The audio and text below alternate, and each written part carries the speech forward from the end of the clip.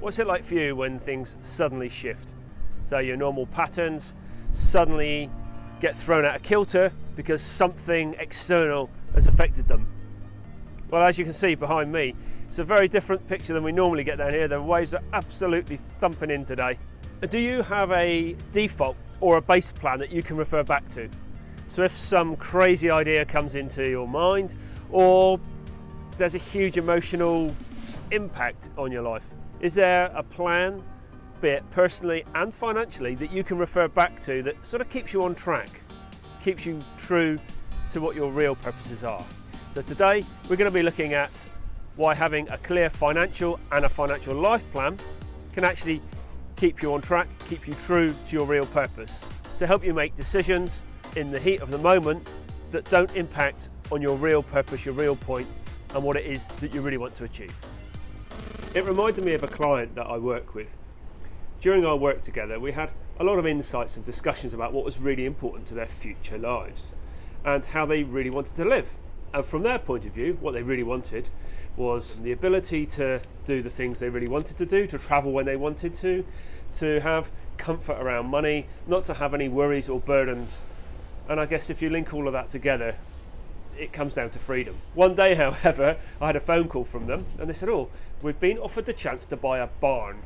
Now, in all the work we did together, living in a barn never came up. And we had a number of discussions and spoke about what the barn would bring to them, whether it actually fell into their original plan.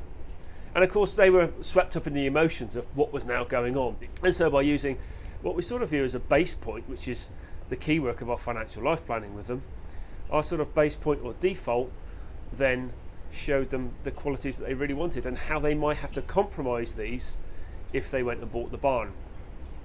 And then certainly using financial modelling, that demonstrated that actually their levels of comfort, their financial security would be impacted, and then later in life they may well have to start making compromises on what was really important to them.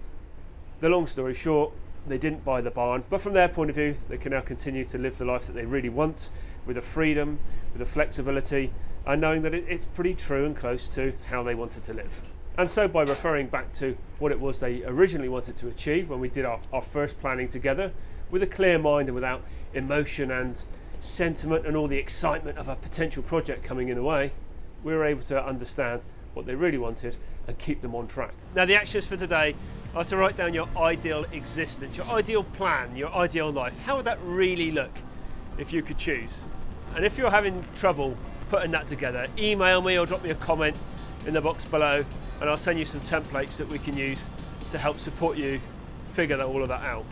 Once you figure that out, write it down and keep that as a default. Keep it somewhere safe, keep it on your phone, on your PC, in your daily journal, wherever it happens to be. But just figure out all those key elements of your really important life and that default base plan. And finally, refer back to that base plan. When life gets difficult, when things get stormy, and you need just to be kept on track. And remember your true purpose, your true aims, and what matters to you most of all.